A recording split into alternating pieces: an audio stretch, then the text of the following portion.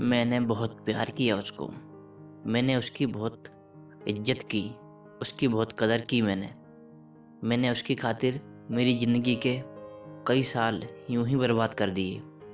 दिन भर घूमता फिरता था उसके पीछे। दिन भर उसी के बारे में सोचता था। रात भर उसी के बारे में सोचता था। उसी के बारे में बात करता था। खाते, पीते, उठते, बैठते, चलते, फिरते, हर जगह, हर समय सिर्फ उसी के बारे में बात करता था। जब भी नींद खुलती थी, बस उसी की याद आती थी। नींद में सपना भी सिर्फ उसी का आता था, सिर्फ इसलिए कि वो मुझसे बात करे, कुछ पल गुजारे मेरे साथ।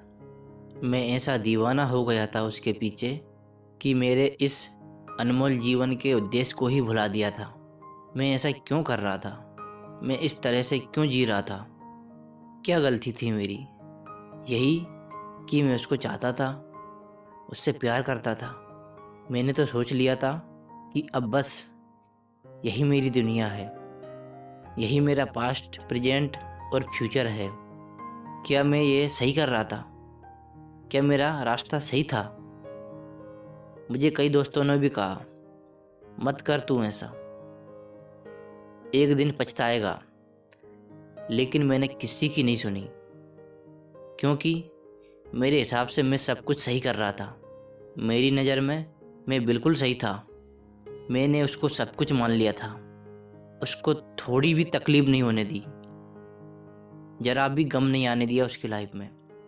उसके रास्ते के सारे कांटे, सारे पत्थर चुन चुन कर हटाए मैंने।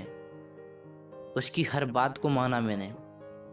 कभी उसको रूठने नहीं दिया मैंने, कभी उसको रोने नहीं दिया मैंने। गलती उसकी होती थी, बट हर बार सॉरी मैं ही मांगता था।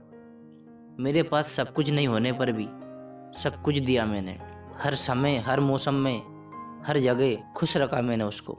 और क्या बताऊं मैंने इतना कुछ किया उसके लिए कि जो मेरी क्षमता से भी बाहर था, लेकिन मैंने किया।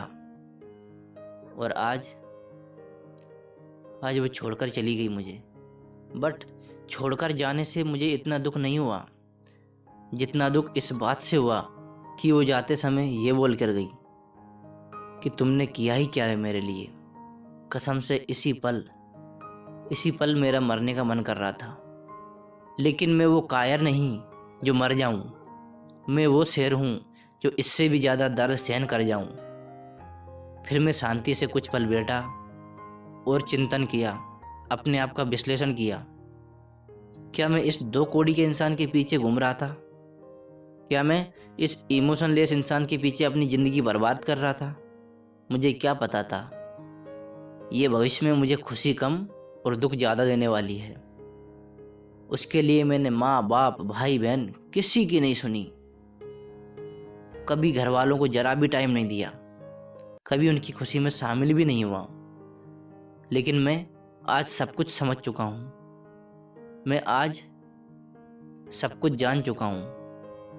और इसीलिए मैं आज से और अभी से खुद से ये वादा करता हूँ कि मेरा जन्म किसी की चाहत के पीछे घूमने के लिए नहीं हुआ है, बल्कि दिन रात कड़ी मेहनत करके अपने माँ बाप का नाम रोशन करने के लिए हुआ है।